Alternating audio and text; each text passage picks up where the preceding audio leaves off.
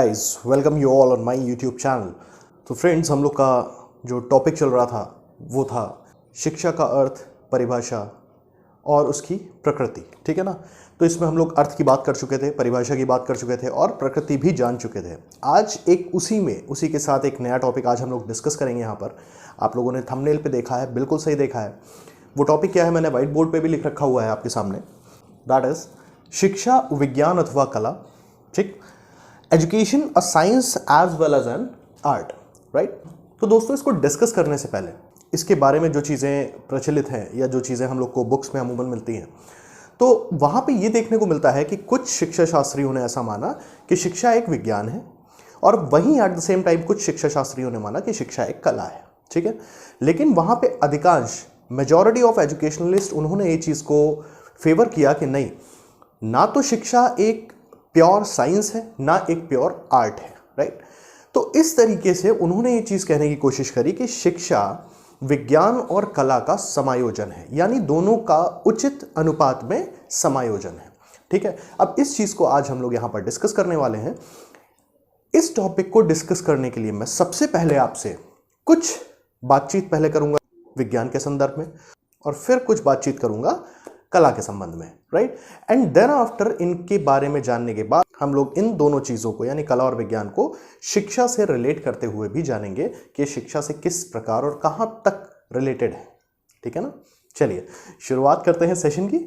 तो दोस्तों, अब हम बात करने जा रहे हैं विज्ञान की, और विज्ञान के संदर्भ में पहली चीज़ तो ये कि विज्ञान से हम लोग को जो भी चीज़ें पता चलती हैं, जो भी डिस्कवरीज होती हैं, वो सारी सार्वभौमिक होती हैं, यानी यूनिवर्सल होती हैं। इनको हम कैसे रिलेट कर सकते हैं? जैसे हम लोगों ने फिजिक्स में पढ़ा हुआ है कि जब हम लोग गुरुत्वाकर्षण नियतांक यानी ग्रेविटेशनल कांस्टेंट की बात करते हैं, जिसका नोटेशन होता है स्मॉल जी, राइट, उसकी वैल्यू हमेशा हर जगह हम लोगों ने क्या देखी है, 9.8 मीटर पर सेकेंड स्क्वायर, राइट। तो ये क्या है, ये यूनिवर्सल है कि स्मॉल जी की वैल्यू 9.8 मीटर पर सेकेंड स्क्वायर होगी। वो चाहे आप अपने यहाँ इंडिया में देखें, चाहे आप ऑल ओवर द वर्ल्ड आप कहीं पर भी चले जाएं, तो स्मॉल जी की वैल्यू वही रहेगी, right. In the same way, कहने का सेंस ये है, साइंस के यानी विज्ञान के जो भी नियम होते हैं, सिद्धांत होते हैं, वो हमेशा अपरिवर्तनशील होते हैं, यानी उनमें कभी कोई चेंज नहीं हो सकता। जो नियम दे दिया गया साइंस में, वो नियम हमेशा हर जगह वही रहते हैं, यानी उन प्रिंसिपल्स में कभी कोई बदलाव नहीं हो सकता। ठीक बात है ना। इसको एक और एग्जाम्पल से अगर हम समझें, तो फॉर एग्जाम्पल, आपने अगर मार्केट से 5 किलो शक्कर लिया है, ठीक है ना, तो आपने यहाँ अपने शहर में, अपने देश में आपने वो 5 किलो का शक्कर लिया है, उसको लेके अगर आप अमेरिका या आप लंदन या आप सिंगापुर, किसी भी जगह पर आप दूसरी चले जाएंगे, तो क्या उस 5 किलो की शक्कर का वेट बदल जाएगा?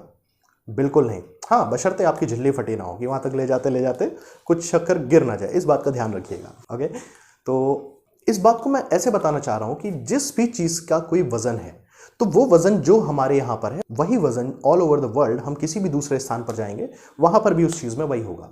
तो साइंस के थ्रू हम लोग यही सब चीज़ें सीखते हैं।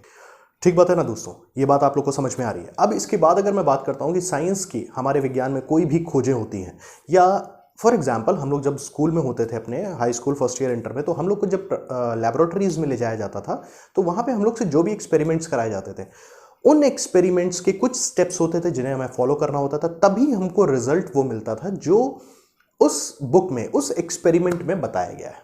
ये होता था ना। तो कहने का सेंस सिर्फ इतना हुआ कि साइंस यानी विज्ञान क्या है, नियमबद्ध है, क्रमबद्ध है, यानी वहाँ पर सर्टेन रूल्स हैं, उन्हीं रूल्स या प्रिंसिपल्स को हमें फॉलो करना होता है, और एक पर्टिकुलर, एक सर्टेन वे में, राइट, एक निश्चित क्रम में, तभी हम उसमें वहां तक, उस रिजल्ट तक पहुंच पाते हैं। और अगर हमने उस क्रम में या उस नियम में थोड़ा सा भी परिवर्तन कर दिया, तो वहां पर वो जो रिजल्ट हमें मिलना था, वो रिजल्ट हमें नहीं मिलेगा, राइट। और एक खास बात क्या होती है साइंस की, कि वो जो भी एक्सपेरिमेंट्स या वो जो भी प्रैक्टिकल्स हम लोग यहाँ पर करते हैं, वो अगर किसी दूसरे देश का या दूसरी जगह का कोई भी व्यक्ति करता है, तो उसके लिए भी वो सेम प्रोसेस फॉलो करता है, तभी वो भी सेम रिजल्ट ला पाता है, राइट। तो ये है बेसिकली साइंस, कि जिसमें परिवर्तन नहीं संभव है, जो नियम, जो सिद्धांत दे दिए गए हैं, उन्हीं के आधार पे आपको चलना होता है। अब भाई, यहां से हम एजुकेशन को कैसे रिलेट करते हैं? तो देखिए, एजुकेशन में भी नो डाउट सर्टेन चीजें होती हैं, राइट। जैसे निश्चित पाठ्यक्रम है, ठीक है, कुछ निश्चित शिक्षण विधियां हैं, तो यहां पर भी नियम दिए गए हैं, नो डाउट शिक्षा में भी नियम दिए गए हैं, उन नियमों के ही आधार पर चल के एक एजुकेशन कंप्लीट हो पाती है। तो ये तो समझ में आता है कि शिक्षा एक प्रकार का विज्ञान है, लेकिन अब क्या प्योर विज्ञान है, यानी क्या विशुद्ध विज्ञान है? इसको समझने के लिए आपको क्या करना पड़ेगा? जैसे विज्ञान का एक सिद्धांत है कि वो अपरिवर्तनशील है, यानी उसमें कभी भी बदलाव संभव नहीं है। जो चीज यहां है वही चीज दूसरे देश दूसरी जगह पर भी है, राइट? अब यहां शिक्षा में आप बात करिए, क्या शिक्षा परिवर्तनशील नहीं है? देखिए, ये हम लोगों ने पढ़ा है कि शिक्षा क्या है, एक निरंतर प्रक्रिया है। शिक्षा परमानेंट चलती रहती है और टाइम टू टाइम चेंज होती रहती है। एक बच्चे को अगर हमें एडमिशन कराना है तो उस बच्चे को हम डायरेक्टली ग्रेजुएशन में तो एडमिशन करा नहीं देंगे, उसको पहले हम स्कूल में एडमिशन कराएंगे। जब स्कूलिंग उसकी कंप्लीट हो जाएगी 12th तक, देन आफ्टर हम उसको कॉलेज में एडमिशन कराएंगे, राइट? कॉलेज में एडमिशन कराने के बाद फिर हम उसके करियर के हिसाब से जो भी लाइन होती है या जो भी स्ट्रीम में वो जाना चाहता है, वहां पर वो अपनी एजुकेशन का चुनाव करता है। ठीक बात है? तो मतलब क्या है, शिक्षा टाइम टू टाइम चेंज होती रहती है। तो यानी हम कह सकते हैं ये चीज कि समय के साथ साथ शिक्षा में परिवर्तन जरूर होता है, होता ही होता है। तो यहां पर हम ये चीज कह सकते हैं कि शिक्षा एक विशुद्ध विज्ञान नहीं है, बिल्कुल नहीं है, राइट? विज्ञान से उसकी सिमिलैरिटीज हैं, लेकिन हम प्योर विज्ञान उसको नहीं कह सकते। ठीक बात है? तो हम इस बात को भी ये कह सकते हैं कि शिक्षा देश, काल और परिस्थितियों के आधार पर बदलती रहती है, बिल्कुल कह सकते हैं ना। तो ये चीज तो समझ में आती है कि शिक्षा एक विशुद्ध विज्ञान तो नहीं है, क्योंकि इसमें परिवर्तन बराबर होता रहता है। ठीक है, अब हम दूसरी बात कर लेते हैं कि कला क्या होती है। कला के बारे में कुछ जानेंगे, उसके बाद हम फिर कला को भी एजुकेशन से रिलेट करेंगे। ठीक है ना? अच्छा, कला क्या है?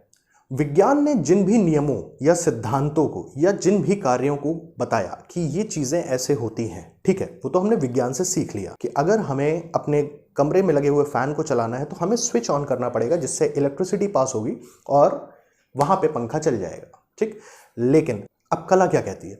कला ये कहती है कि हमें ये चीज तो पता है कि इलेक्ट्रिसिटी पास होगी तो फैन चल जाएगा, लेकिन जब हम उसको अपने यहाँ अपने दैनिक जीवन में, अपनी रूटीन लाइफ में इंप्लीमेंट करते हैं तो वो होती है कला। यानी अभी मैं अगर अपने रूम के स्विच को ऑन करूं तो फैन चलने लगेगा, ये है उस विज्ञान की कला, राइट? यानी विज्ञान के जरिए जो भी नियम या सिद्धांत या कार्य हम लोगों ने सीखे हैं, उनको अगर हम अपने प्रयोग में लेके आए तो वो होती है कला। ये बात समझ में आती है, राइट? अब इसी चीज को समझना एक और बहुत ही आसान तरीके में आपको और एक्सप्लेन करता हूं, जो आपसे हमसे जुड़ा हुआ है। जैसे हम लोग यहां पर बीएड की पढ़ाई कर रहे हैं, ठीक बात है? तो बीएड के 2 सालों के दौरान आपकी जो भी ट्रेनिंग होती है, आप जो कुछ भी सीखते हैं, जो कुछ भी टीचिंग मेथड सीखते हैं, व्हाटएवर, जितना कुछ भी आपको बीएड में सिखाया जाता है, एक कुशल शिक्षक बनने के लिए सिखा तो रहा है आपको बीएड, राइट? यहाँ पे बहुत सारे नियम हैं, बहुत सारे सिद्धांत हैं, ठीक है? इन सारे सिद्धांतों की हम लोग चर्चा भी करेंगे, ठीक है ना? तो इन सबको हमें इन 2 सालों में सीखना होता है कि बीएड के थ्रू हमने ये सारी चीजें सीखी। लेकिन जब बीएड के बाद हम टीचिंग प्रोफेशन में आते हैं या हम एक शिक्षक बनते हैं, तो वहां पर जो हमने 2 सालों में बीएड में हमारे टीचर्स ने हमको जो कुछ भी सिखाया है, जितने अच्छे तरीके से उन्होंने हमें गाइड किया है, वो सारी चीजों को अपनी उस प्रैक्टिकल लाइफ में उस बच्चे को पढ़ाने के लिए हम उस ज्ञान को किस तरीके से यूज करेंगे, वो होगी कला। ये चीज समझ में आई ना? कि मतलब बीएड के थ्रू हम लोगों ने जितना कुछ पढ़ा है, तो वो शिक्षा एक विज्ञान के तौर पे हमने जानी है कि अच्छा, टीचिंग में ये सारे भी नियम सिद्धांत होते हैं। जैसे बहुत सारे सिद्धांतों की बात करी जाएगी, जीन पियाजे का सिद्धांत भी आप पढ़ेंगे, कोहलबर्ग का सिद्धांत भी आप पढ़ेंगे, फिर आगे बहुत सारे दर्शन भी आएंगे, जैन दर्शन, बौद्ध दर्शन, हिंदू दर्शन, इस्लाम दर्शन, राइट? तो इन सबके भी सिद्धांत होते हैं, तो इन सारे सिद्धांतों को भी हम पढ़ेंगे। लेकिन कहने का सेंस क्या है कि ये सारे जो सिद्धांत आते हैं, इनको जब हम अपनी दैनिक जीवन में इस्तेमाल करने की प्रक्रिया जान जाते हैं, तो वो क्या होता है? वो होता है कला। ठीक बात है ना? तो मतलब हम ये कह सकते हैं कि कला क्या है? जो सबसे इंपॉर्टेंट चीज है कि कला एक स्वतंत्र प्रक्रिया है। यानी कलाकार होता है वो कुछ भी सोचने, कुछ भी करने के लिए एकदम स्वतंत्र होता है। ठीक है ना? कला के लिए चीज हम कह सकते हैं। तो इस तरीके से तो हम कला के पक्ष में हमने बहुत सारी चीजें रखी हैं। अब इसको जब हम शिक्षा से रिलेट करते हैं, तो नो डाउट शिक्षा में भी हम लोगों ने बहुत सारी कलाएं देखी, कलाएं सीखी, जो हम अभी भी सीख रहे हैं बीएड के थ्रू, राइट? लेकिन अब हमारी शिक्षा एक विशुद्ध यानी प्योर कला क्यों नहीं है, प्योर आर्ट क्यों नहीं है? ध्यान से सुनिए। कला होती है एक स्वतंत्र प्रक्रिया, उसमें कलाकार कुछ भी करने के लिए एकदम स्वतंत्र होता है। लेकिन यहां पर हम लोग, जैसे हम अगर अपनी बात करते हैं कि हम एक टीचर बनने जा रहे हैं, तो यहां पर हम स्वतंत्र नहीं है हर जगह पर।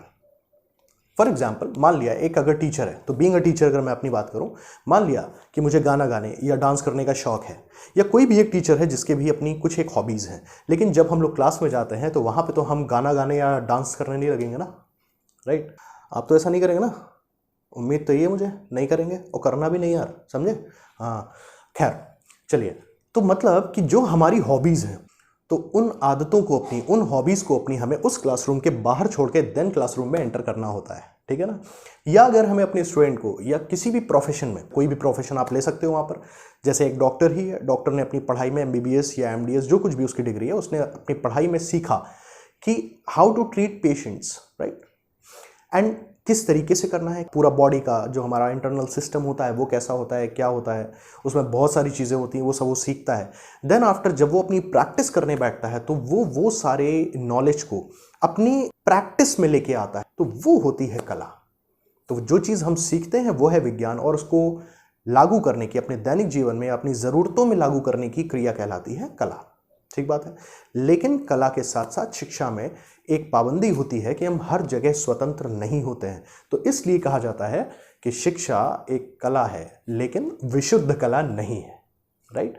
तो ऐसा मैं सोचता हूं कि आप लोगों को ये चीज़ क्लियर हुई होगी। ये बेसिकली शिक्षा के लिए वैज्ञानिक और कलात्मक तर्क हैं जिनको हम आपस में रखते हैं।